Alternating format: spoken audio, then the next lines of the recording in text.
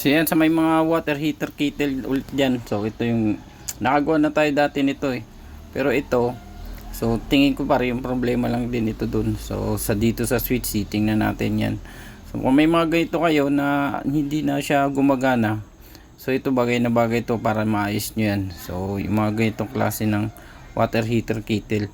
So ito, itatry natin na i-plug. So makikita nyo naman dyan na ano eh, hindi talaga ito gumagana. So ayan, kahit maliwanag, so wala siyang indicator. So hindi niyo masyado mapapansin kasi medyo maliwanag dito. Pero nung dinala sa akin to, wala talaga siyang indicator. Saka ayaw na daw mag-uminit. So ayan. So dito sa ano, okay na rin naman. So hindi na natin check, mukhang na-check na rin nila. Yan, pinalitan na nila ng saksakan. So mukhang okay naman siya. So dito tayo magpupokus. So may mga ganitong klase pala ng water heater kit dyan. So kung bago ka pa lang pala dito sa channel natin, sana wag na wag niyong kakalimutan mag-like at mag-subscribe dito. So panoorin nyo kung paano natin to aayusin. So parang nyo rin may babalik yung mga ganito yung nasira. So ito may 3 bolt tayong tatanggalin sa ilalim para makita nyo lang kung ano ba yung laman na sa ilalim nito, para hindi kayo maninibago kung may ganito kayo na gusto nyong ayusin. So dito napakasimple lang talaga ng problema niyan, yung mga ganitong klase ng water heater kettle. So yan, 3 takip. Pag natanggal nyo na yung 3 screw na yan, so yan na siya. So ito lang naman yung ilalim nya, yung contact na yan. Tapos ito yung terminal ng heater. Ito yung heater natin, yung nasa gilid. So yan, kung meron kayong mga tester dyan, so mas maganda. So mas madali nyo rin yan siyang malalaman. Kasi dito kung sira na yung element ng heater natin, so yan, kita nyo tumunog siya. So pag dinikit natin, so dapat may ma-reading tayo dyan sa element na yan. Kaya siyempre kung sira na yung element dito, so huwag nyo nang ituloy yun dahil hindi na talaga yung gagana. So ayan, pakinggan nyo lang dyan na tutunugin siya. So ito kasi yung sa kabila. So tanggalin ko muna yung terminal nya. So iyan na siya. Tingnan natin kung buhay pa yung kanyang element. So importante yan, dulo-dulo lang nito. So makuha natin yung sukat ng element nya. So didikit nyo lang ng ganun. So kung meron lang kayo, kung wala naman, so pwede nyo rin lang siya munang subukan. So ayan o. So ibig sabihin meron tayong reading. So may nakuha tayong, so ayan, meron tayong nakuha ang 37.1 o. So ayan, ibig sabihin meron siyang reading. So ayos yung ating element kung ganun. So ngayon, pupunta tayo dito sa switch. Titingnan natin yung switch kung may makukuha tayong resistance din. Kasi karamitan ito, pag switch mo to, dapat tutunog lang siya, kagaya niya, no? Dapat kung naka-switch na tayo, so wala tayong reading dito, so ibabaliktad natin ng ano niya. So wag yan. So titistingin ulit natin kung may makuha tayo. So yan, kita nyo wala tayong nakuha. So meaning ang problema natin nandito sa switch niya. Kahit pagdikit natin, dapat tutunog yan ng ganun. Yan, so wala siyang nare-reading. So ito ang pinakamadali. So yan na, nakita na natin kung saan wala tayong connection na nakuha dito sa switch niya. So tanggalin natin itong screw niya dito sa baba, sa may isa yan. Tapos yung takip, so tatanggalin natin, mayroon din yan siyang screw. So ilis nyo lang ng pagganon kasi mayroon siyang konting lock dyan. Yan. So mayroon niyang 2 screw dito sa ibabaw. Yan. Etong dalawa na to, tanggalin nyo yan para matanggal nyo tong kanyang takip.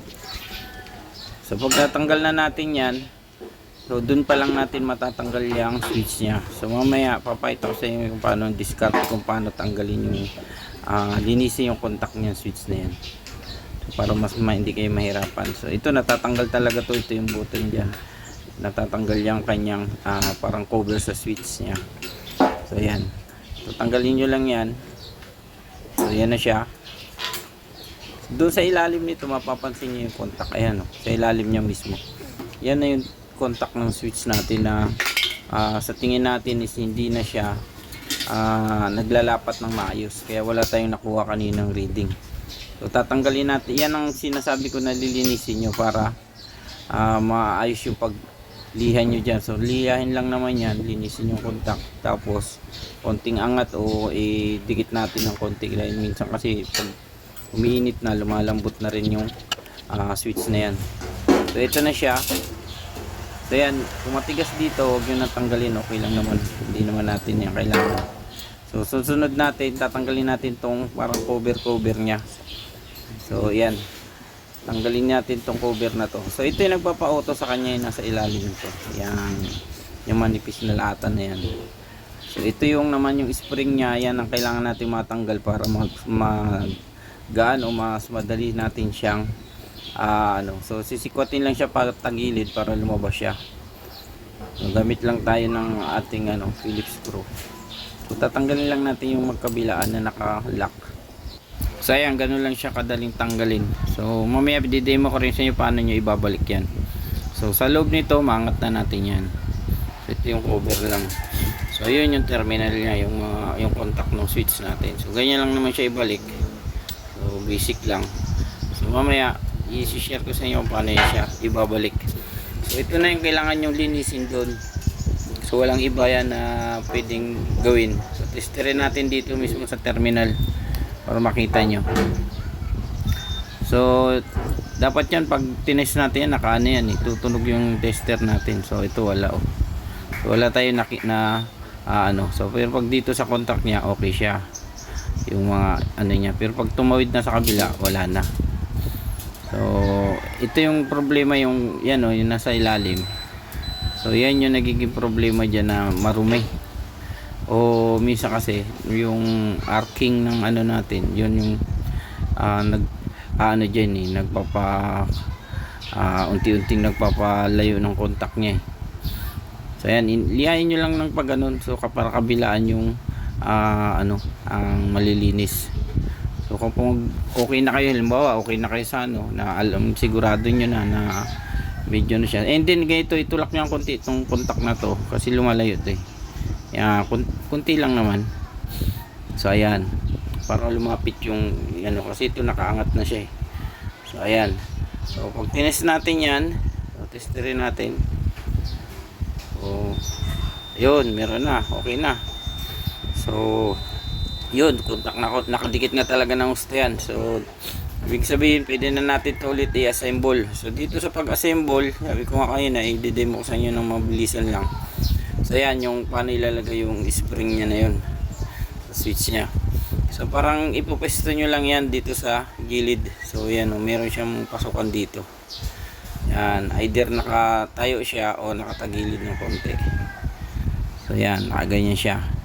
So ngayon, ipapasok nyo siya sa pagitan nito. Yan kung mapansin nyo dyan, mayroon yan siyang parang guide. Kaya bakante yung gitna nung may nandoon siya nakalagay.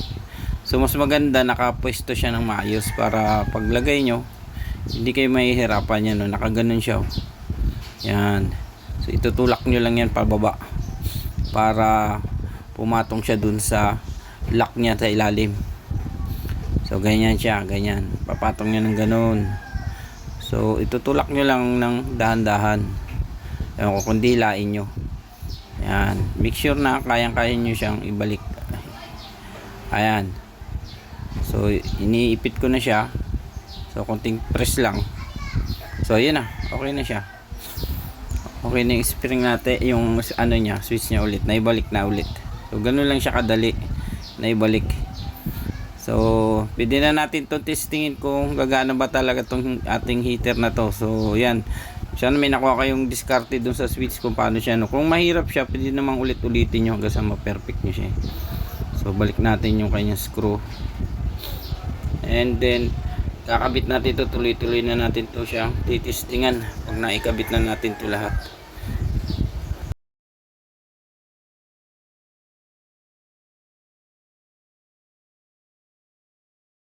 So yan, last na, nasa pinakailalim na.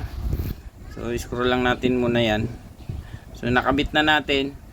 So gagawin natin para mas maintindihan nyo, gamit ulit tayo ng tester.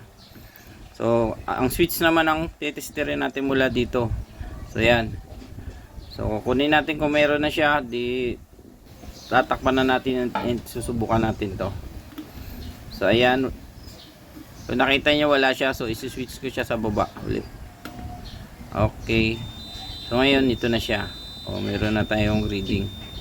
So ayos na yung ating switch. So pwede na tayo mag-testing nito. So ibabalik ko na kagad yung kanyang cover. So ayan, pag tinis nyo nga pala to, ito kasi yan siya eh. Yan o, yung nasa gitna. So ito siya nasa gitna. So yung nasa gilid, ito yung sa kabila. Yan, ganyan yung ano nila, connection nila. Tapos dumaan ng switch. Yan. Pag wala kasing supply, naka-standby lang yung power dito sa kabila. Kung wala kasing tayong switch, hindi gumagana yung switch natin. So hindi yung pupunta dun sa heater natin. So ngayon, assemble ko lang para ma-testingan natin to. So make sure nyo lang hindi na may ipit yung mga wire nya sa ilalim. So itong screw, so makakabit nyo ng maayos. So ngayon dito na tayo. So kumuha ako ng konti lang para mabilis lang siya. So ito na yung ating outlet. So didiretso natin siyang isasaksak na. So papakita ko sa inyo yung kanyang, ayan o, meron na siyang agad. So dito sa ilaw niya, medyo ano talaga, pero pansinin nyo lang dyan, may indicator yan.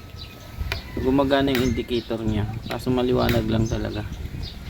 So ayan, may lapit ko ah. So gumagana yun siya, hindi mo lang siya mapapansin. So makapansin natin yan mamaya pag pinakuluan na natin to. So power na natin, hintayin lang natin hanggang sa minute siya. So dito may napapansin agad ako na nagkakaroon ng bubbles sa part ng heater. So ibig sabihin yung heater natin is gumagana na. So ayan siya, tuloy-tuloy na siya. So hintayin natin mag-off ito. So magbababa yun dapat pag mainit na masyado. Ayan, umpisa na yung mayroon na siyang kunting usok na ano. So ibig sabihin umiinit na siya. So cover lang muna natin to. Ayan, hintayin natin na mag-automatic ito para hindi na tayo magano. Tuloy-tuloy na natin to na obserbahan. Kaya doon sa may mga ganitong klase ng heater, so basic lang yan gawin. Huwag na ayaw nang gumana. So check nyo muna yung kanyang switch. So yan lang yung kadalasan nagiging problema niyan. Sa element naman bibihira naman yung masira dahil na ano yan eh, matibay talaga yung heater na yan. So ito talaga kadalasan yung bumibigay dito is yung kanyang switch. Yo, kita nyo nag-off na yung ating handle sa switch natin. So yan, okay na siya. So kahit pindutin mo yan, hindi na yan babalik. Kahit pindutin mo pa yan, i-on mo pa yan, hindi yan babalik kasi mainit na nga siya. So yan. So meaning goods na yung ating switch. So ayan, hanggang dito na lang muna. Kung bago ka pa lang pala dito sa channel natin, sana may natutunan kayo. So pwede naman kayo mag-comment dyan at sasagutin natin yan dyan na abot ng ating makakaya. So hanggang dito na lang muna. Stay safe and goodbye.